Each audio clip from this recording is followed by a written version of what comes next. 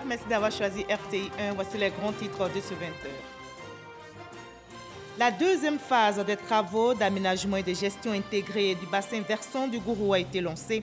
Ce projet est destiné à renforcer et sécuriser le réseau d'assainissement du district d'Abidjan. En marge de cet événement, le maire d'Abobo, Ahmed Bakayoko, initie l'opération de ravalement des façades pour embellir la commune. Le mercredi 8 juillet prochain sera procédé à la démolition des habitations sous l'emprise de Bromakoté dans la commune d'Atekoubé. Cette opération est la suite des travaux de la réalisation du 4e pont. Les ménages et activités impactés par ces travaux ont été indemnisés. L'administrateur chargé de leur réinstallation les a rencontrés. Le coronavirus qui est toujours menaçant. Le bilan sanitaire vient d'être dévoilé. Ce vendredi, on dénombre en Côte d'Ivoire 252 nouveaux cas confirmés, 66 nouvelles guérisons. La déclaration du ministère de la Santé dans ce journal.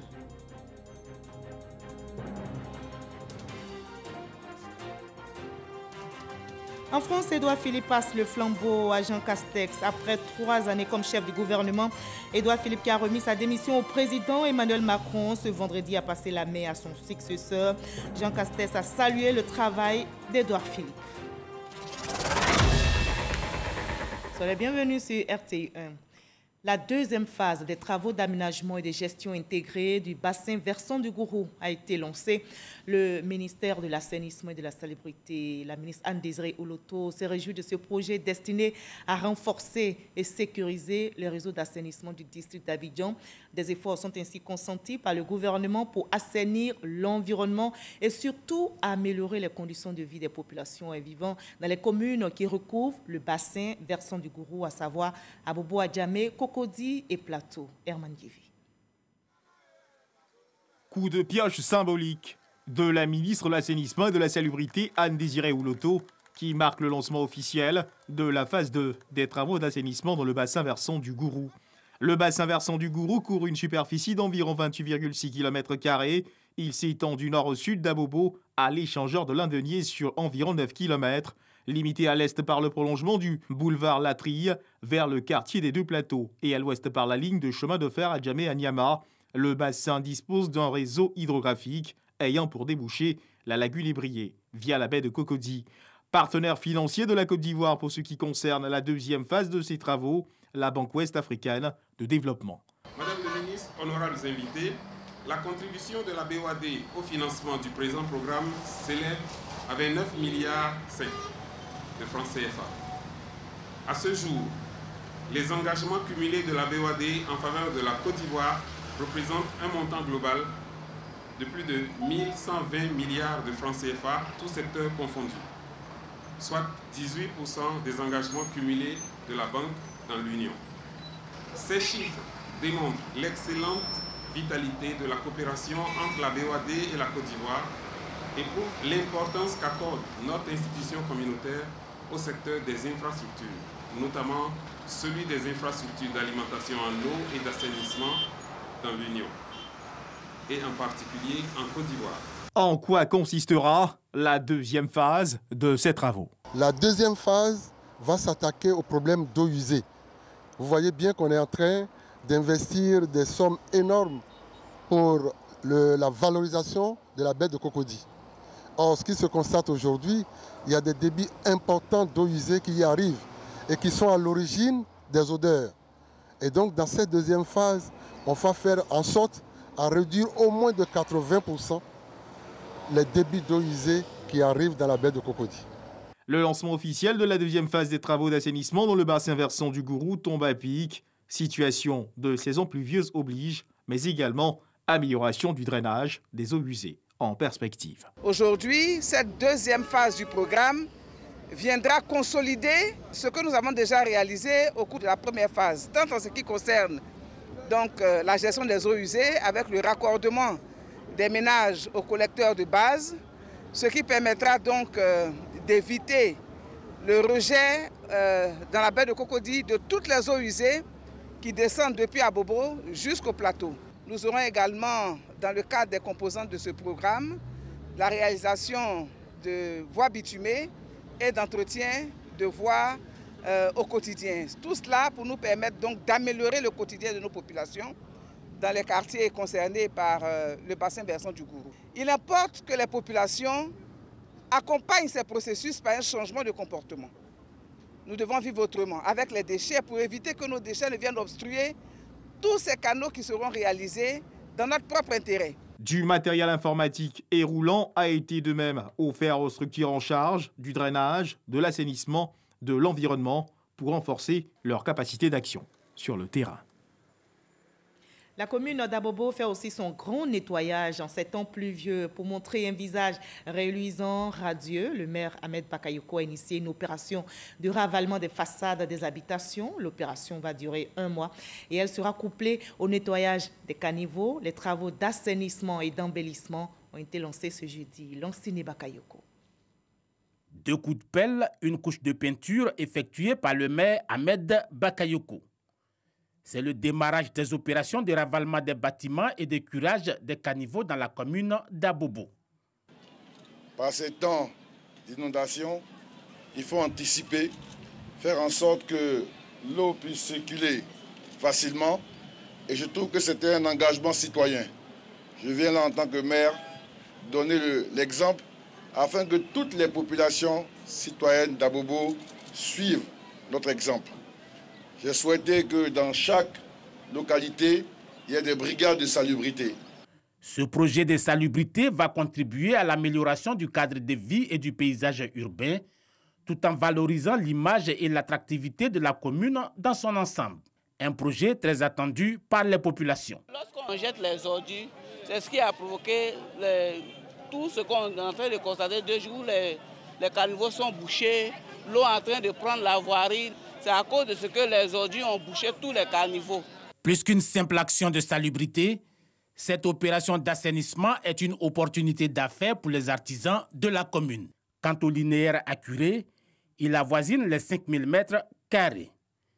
Une centaine de jeunes seront également recrutés pour assurer la continuité du service. Pour Ahmed Bakayoko, Abobo, malgré la modestie de ses habitants, ne peut rester en marge du développement. C'est vrai que les populations d'Abobo ne sont pas des populations très nanties, mais cela n'implique pas qu'on ne peut pas avoir un cadre de vie sain, propre et beau. Donc je souhaite l'engagement de tous et rendez-vous dans quelques mois pour voir les résultats, pour démontrer à la face du monde qu'on peut ici à Abobo faire rêver nos populations en leur offrant un cadre de vie sain, agréable et beau. Cette phase pilote qui va donner fière allure à Abobo devrait durer 1 mois.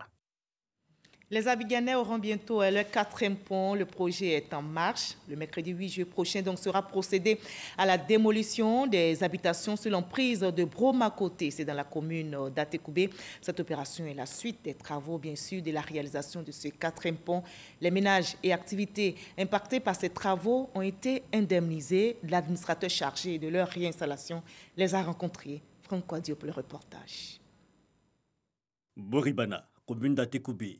Les traces du récent déguerpissement liées aux travaux du 4e pont encore visibles, en face et séparés par la voie express, Broma-Côté, et des riverains bien inquiets. Lassina est vendeur de pneus. Il fait partie des 42 locataires d'activités commerciales priés de libérer les emprises dans le cadre des prochains travaux d'aménagement du viaduc, et cela dans la continuité des travaux. Et le temps presse. La démolition a lieu le 8 juillet prochain. Bon, actuellement, j'ai à peu près 2000 pneus. Hein. Voilà, donc on nous dit qu'on va nous payer, donc on attend cet argent pour prendre les marchandises pour partir.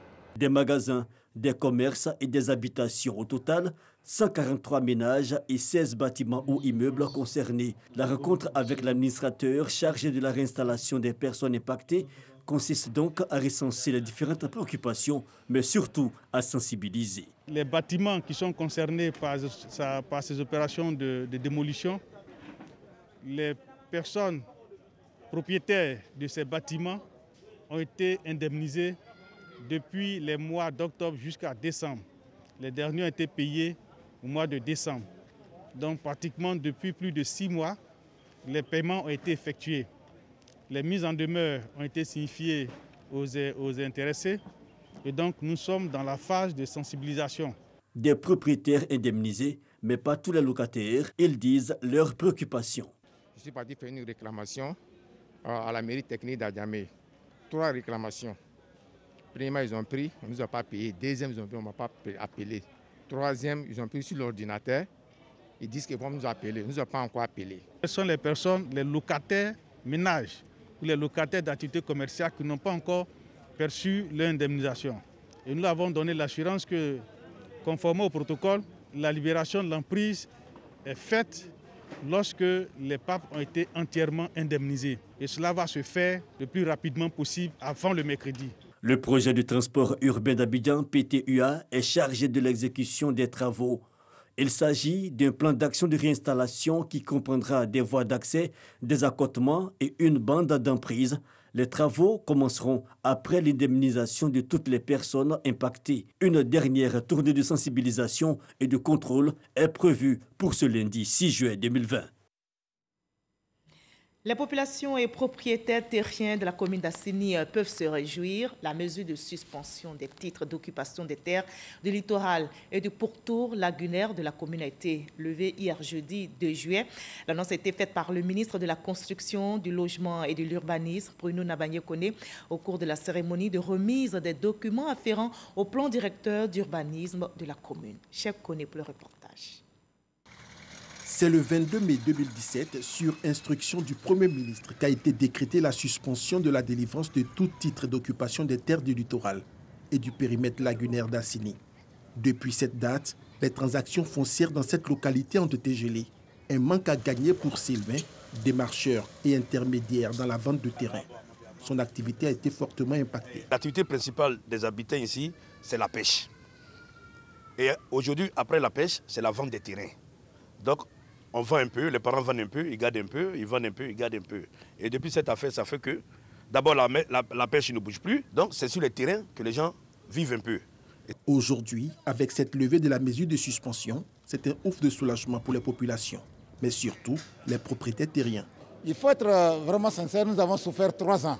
3 ans de souffrance pour un royaume qui n'a ni cacao, ni café. Nous ne vivons que de la pêche et de nos terres. Suspendre les terres pendant 3 ans, ce n'est pas chose facile.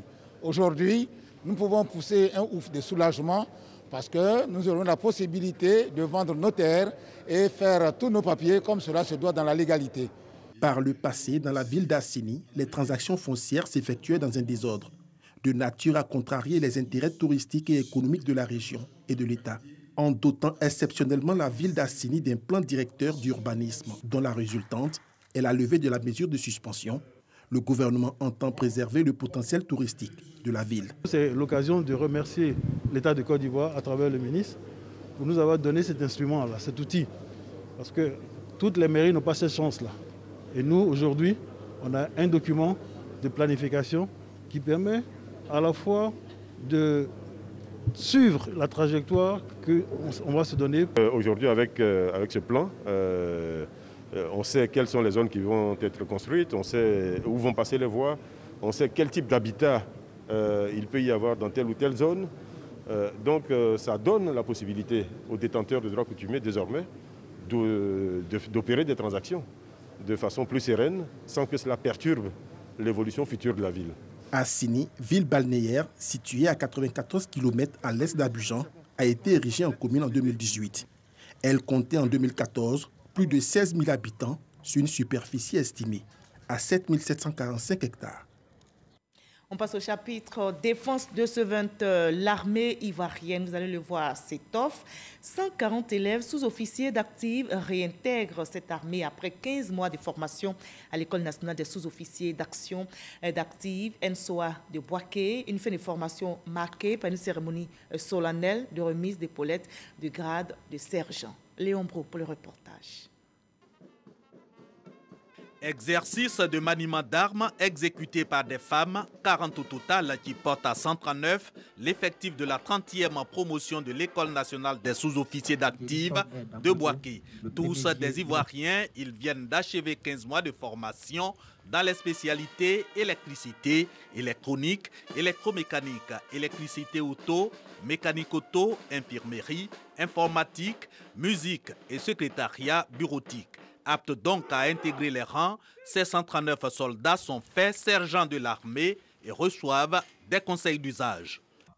Je vous exhorte dès à présent à prendre conscience de l'engagement que vous allez prendre devant le drapeau, d'être les meilleurs sous-officiers spécialistes de vos armées respectives, dans le plus exaltant des métiers, celui de défendre et de protéger. Pour insister sur ces valeurs, le chef d'état-major général des armées adjoint explique que la formation des 139 nouveaux sergents intervient dans le contexte de la reconstruction de l'outil de défense, raison pour ces militaires de demeurer des modèles à l'image de leur parrain, feu le colonel Zamblé Kofi Eugène, mais surtout d'incarner le renouveau, nom de baptême de leur promotion. Votre renaissance doit consister en un retour aux sources, c'est-à-dire à l'orthodoxie militaire, comme au bon vieux temps où le sens du devoir était un sacerdoce. À ces 139 sous-officiers militaires, le général de brigade André Julien a aussi recommandé le sens élevé du civisme et du patriotisme, tout en faisant de la résilience leur credo et du dévouement leur leitmotiv, et ce, au regard des attentes du chef d'état-major général des armées, le général de corps d'armée, Lassina Doumbia. Militaires comme civils restent solidaires des sinistrés de ces pluies diluviennes qui s'abattent sur notre pays. 2 semaines après le drame causé par les fortes pluies à Anyama, la ministre de la Solidarité, de la Cohésion sociale et de la lutte contre la pauvreté s'est rendue sur place aujourd'hui. La ministre Mariatou Kone, vous allez le voir, assister à la levée de corps des 17 personnes décédées suite au glissement du terrain au quartier Raï d'Anyama. Patricia Mouitia. Émotion, tristesse et compassion.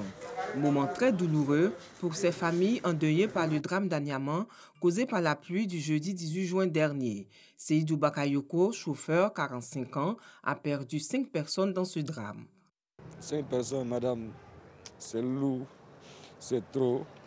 Vraiment, je dis merci au gouvernement. Depuis le début des événements, vraiment, on trouve le soutien du gouvernement. Réconfortés par la ministre de la Solidarité, de la Cohésion sociale et de la lutte contre la pauvreté, les 17 familles ont reçu chacune une enveloppe de 500 000 francs CFA par personne disparue. Les soins des blessés et les frais des corps à la morgue ont été pris en charge par le gouvernement ivoirien. Pour le maire de la commune, la sensibilisation pour quitter les lieux à risque continue. Je voudrais rassurer au gouvernement ivoirien, la mairie, nous allons déguerpir tous ceux qui sont installés dans les zones à risque. La sensibilisation que nous faisons chaque année a été accentuée depuis 2018 où les inondations ont commis de nombreux dégâts. Nous ne voulons plus revivre ce que nous avons vécu. Le ministère de la Solidarité, au nom de l'État de Côte d'Ivoire, exprime sa compassion aux familles endeuillées et s'associe aux prières pour le repos de l'âme des victimes. Cette cérémonie d'hommage aux disparus d'Anyama a pris fin à la morgue. Une prière a été dite pour les disparus, suivie de la levée du corps. Pour rappel, suite à la pluie diluvienne du jeudi 18 juin dernier, un éboulement de terrain dans le quartier Ran d'Anyama a endeuillé plusieurs familles. Voilà, la Côte d'Ivoire, solidaire des victimes de ces pluies torrentielles, est au front sanitaire. Le pays engagé dans le combat contre le coronavirus mise sur la sensibilisation pour venir à bout de cette pandémie.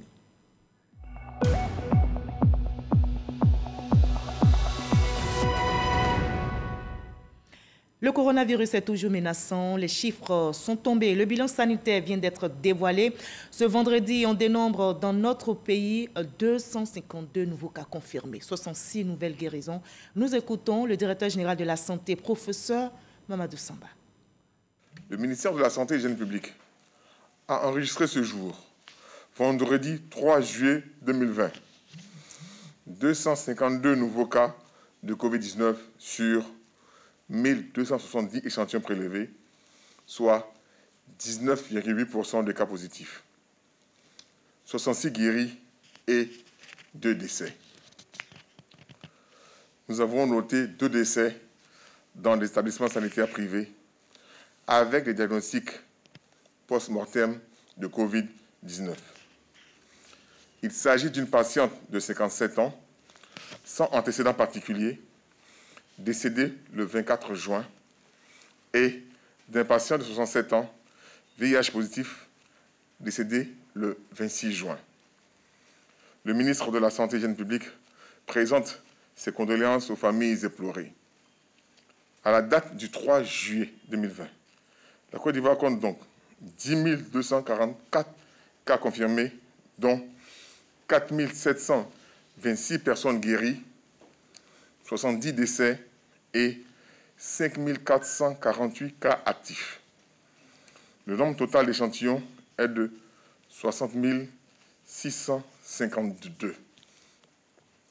Le ministre de la Santé et de l'Hygiène publique rappelle que la pandémie n'est pas terminée.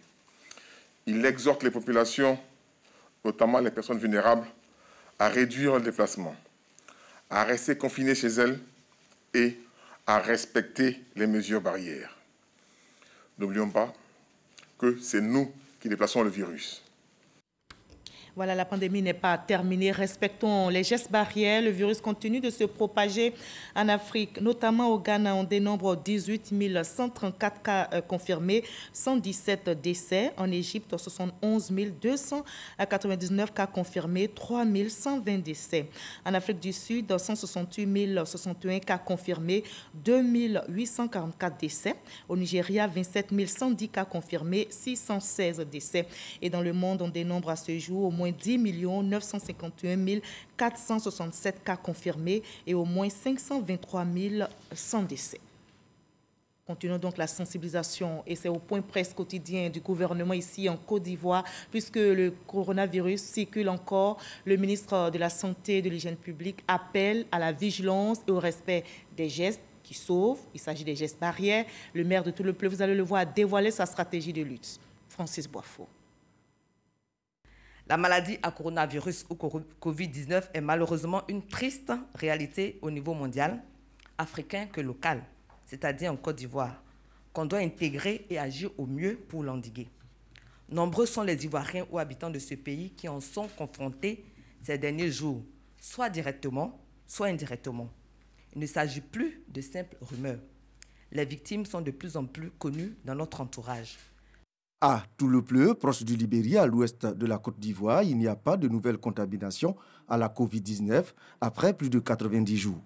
Le seul cas déclaré positif il y a plus de 3 mois a été rapidement pris en charge et le patient est guéri. Mais le conseil municipal reste vigilant et continue la sensibilisation. J'ai donc mis l'accent sur la communication par plusieurs supports, le porte-à-porte, la criée par mégaphone, ce qu'on appelle le allô-allô, les réseaux sociaux, les radios locales et les affichages. Par ailleurs, nous sollicitons de l'État des moyens, mais aussi des bonnes volontés. La maladie à coronavirus est mortelle, rappelle le porte-parole de la police nationale, avant de faire le point sur les opérations menées par les forces de l'ordre dans la région de l'Indénié-du-Ablin et de l'Agnébi-Tiassa. Le commissariat de police d'Agboville a interpellé et mis à la disposition du parquet résident dans la journée d'hier 22 individus, dont 3 conducteurs, pour violation de la mesure d'isolement du Grand Abidjan. Le commissariat mixte de Niablé et la brigade de gendarmerie de la ville ont interpellé 33 individus de diverses nationalités pour violation de la mesure de fermeture de nos frontières terrestres. Ils ont par ailleurs tous été refoulés. Le respect des mesures barrières est un moyen efficace de lutte contre la maladie à coronavirus. Les activités sportives vont reprendre, mais dans le respect des mesures barrières, puisque le coronavirus, vous l'avez entendu, continue de se propager.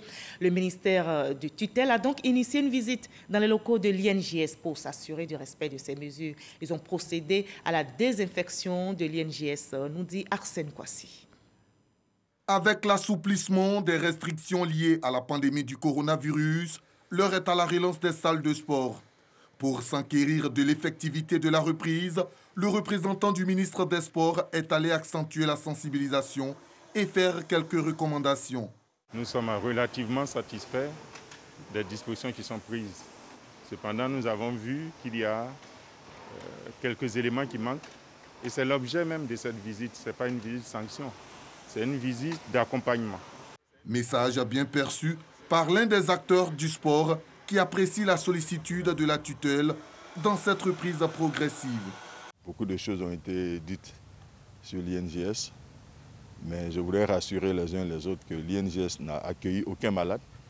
L'INJS n'accueille pas de malades, mais comme nous avons eu donc des personnes contacts, des personnes qui sont venues de l'extérieur, qui ont séjourné ici, donc c'est pour ça que tous ces espaces sont en train d'être désinfectés pour que les activités reprennent en toute sécurité.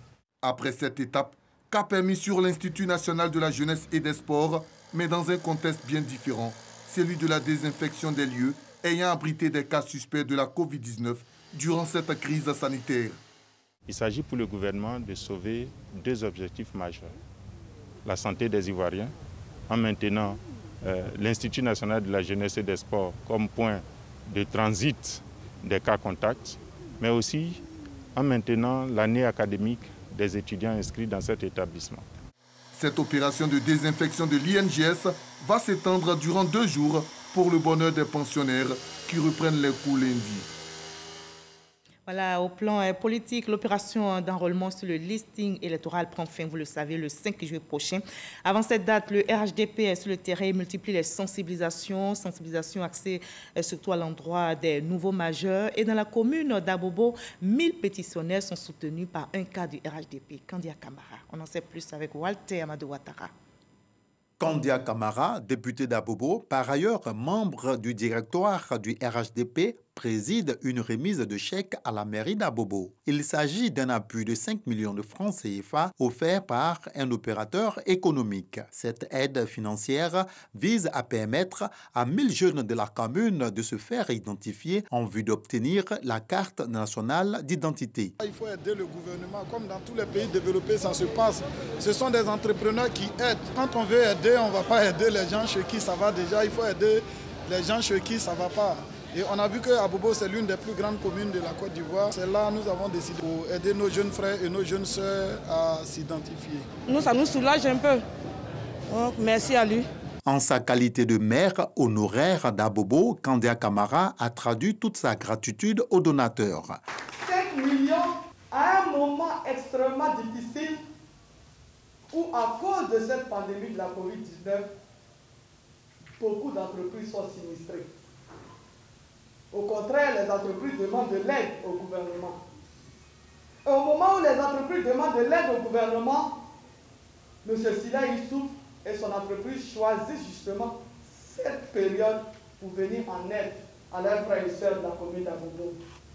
Quel acte de générosité et de solidarité. Ces pétitionnaires sont également encouragés à se faire enrôler afin de jouir de leurs droits civiques en prenant part aux futures échéances électorales. Toujours sur le terrain politique à l'intérieur du pays, les ministres Konaté Sidiki et Albert Flendé, cadres du RHDP, sensibilisent les populations de la région du Tonkpi. Ils invitent donc les populations à participer au processus de révision de la liste électorale en cours. On fait le point de leur tournée avec notre correspondante Eve Bouy. 1000 chaises et 4 motos offertes à la coordination régionale du Rassemblement des oufouettistes pour la démocratie et la paix, RHDP du Tonkpi. Un don du ministre Vagondo Diomandé, fils de la région, qui consiste à apporter ma contribution au travail gigantesque qui a été confié au Tonkpi, à mes oncles et à mes frères qui sont au devant de la scène politique pour notre région. Dans le Tonkpi, nous sommes un. Nous formons un. L'unité du RHDP dans le Tonkpi s'exprime à travers une tournée menée de front par les coordonnateurs régionaux, les ministres Konaté Sidiki et Flendé Albert. Ici, à Biancouma, les populations sont invitées à participer au processus de révision de la liste électorale.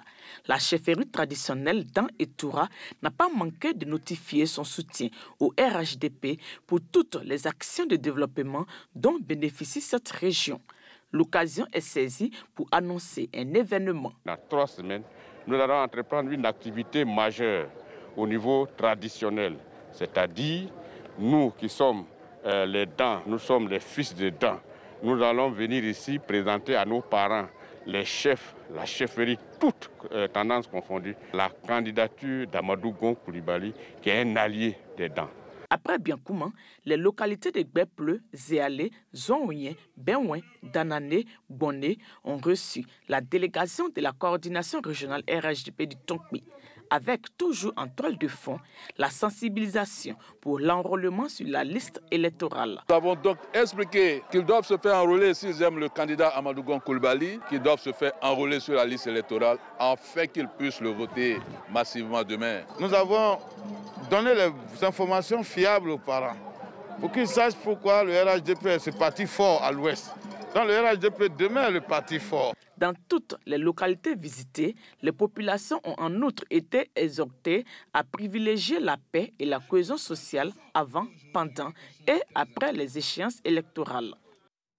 Le ministre Kobena Kwasi Agyubani, coordonnateur régional du RHDP du Kontougo, poursuit son périple. Accompagné de plusieurs cadres de son parti, il multiplie les rencontres avec les populations pour leur faire comprendre l'importance de s'inscrire sur la liste électorale. Mamadou Kwasi.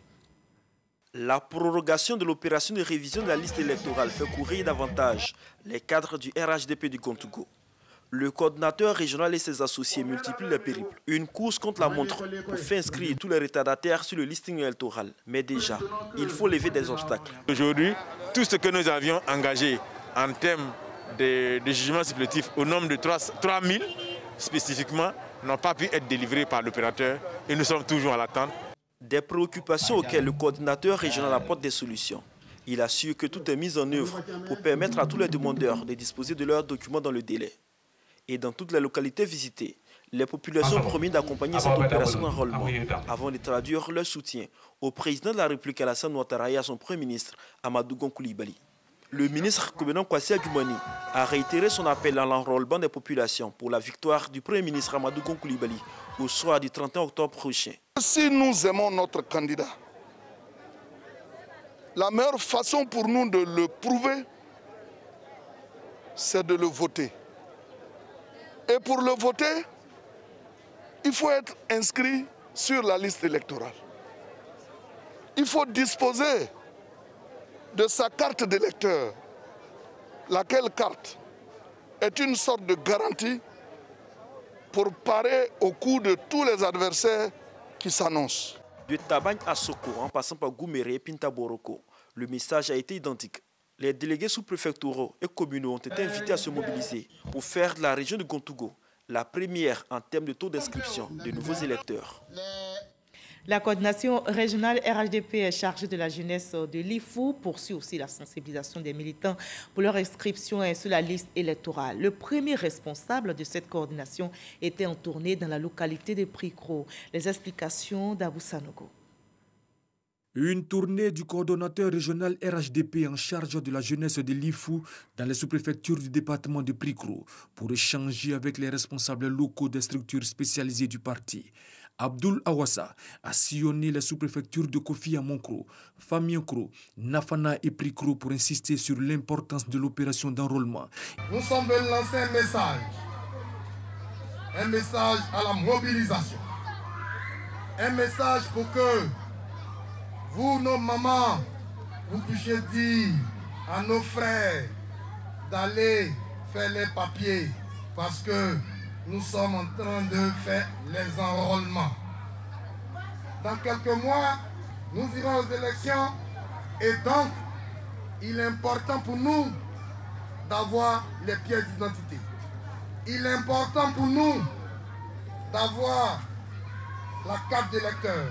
Des motos et des broyeuses ont été offertes aux populations qui ont saisi l'occasion pour traduire leur reconnaissance au ministre Hamidou Kofi Kwaku, le donateur, et s'engagent à occuper le terrain dans le cadre de l'opération d'enrôlement. La coordination régionale RHDP chargée de la jeunesse de l'IFU compte occuper le terrain à l'effet d'inciter les militants à s'impliquer dans cette dernière phase d'enrôlement. Le mouvement national de soutien pour une candidature unique RHDP, Monasco RHDP, sensibilise du côté d'Agboville les membres et coordinateurs de jeunesse de la région de la Nimitiassa sur l'importance de l'enrôlement des nouveaux majeurs sur la liste électorale. Le reportage de Jean Magagui.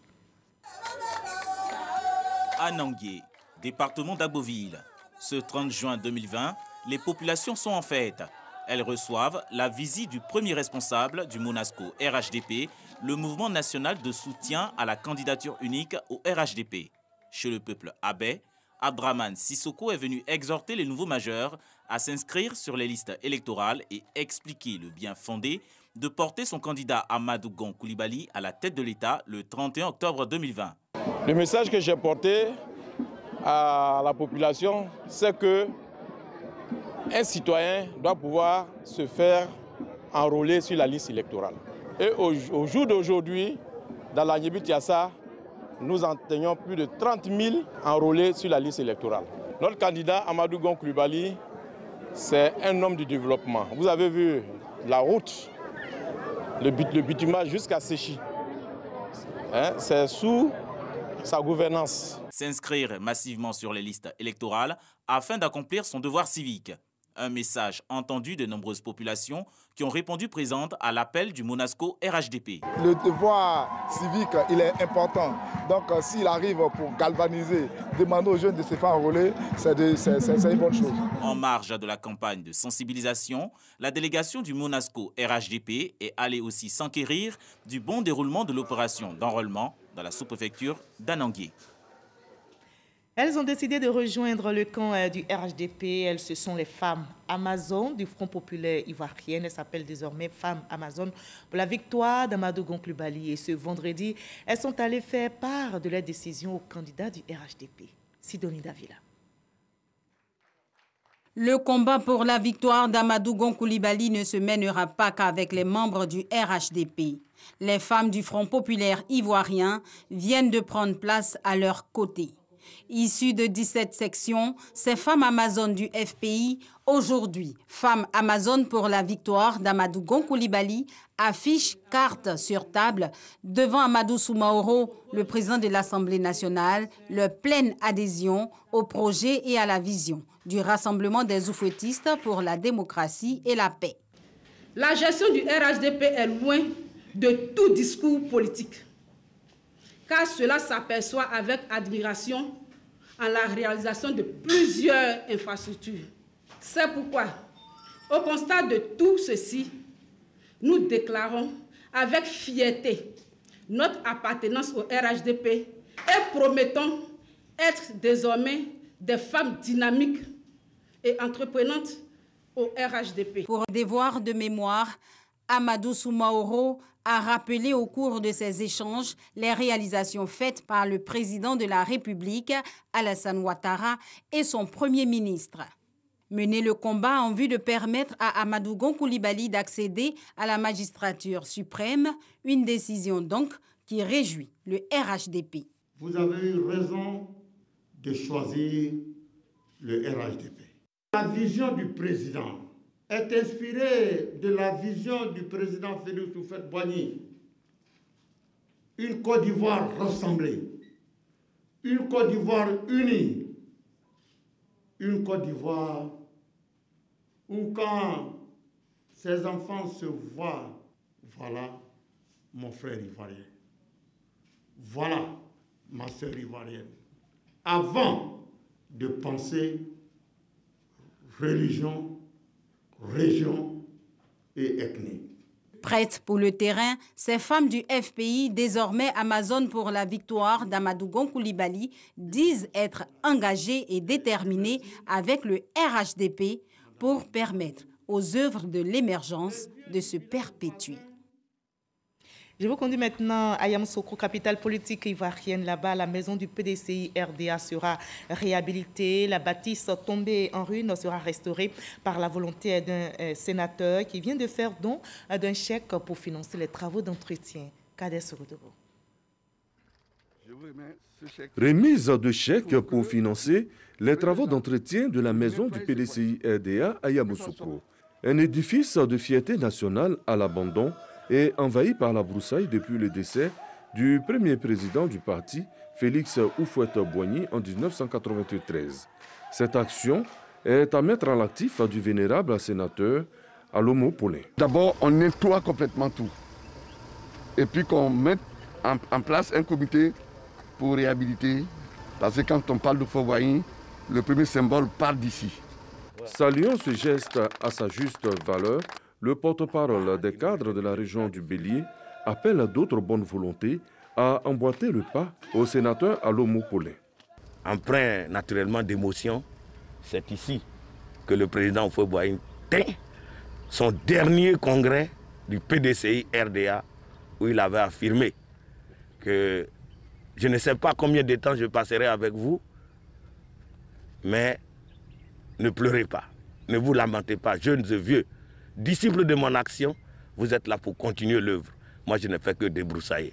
La maison du PDCI RDA à Yamoussoukro a abrité de grands événements. La Coupe nationale du progrès, le colloque international sur le parti, un colloque présidé en son temps par Henriette Dagri Diabaté, ex-ministre de la Culture. C'était le reportage de Kader Sogodougou. Les Français ont un nouveau Premier ministre. Édouard Philippe a passé le flambeau à Jean Castex après 3 années comme chef du gouvernement.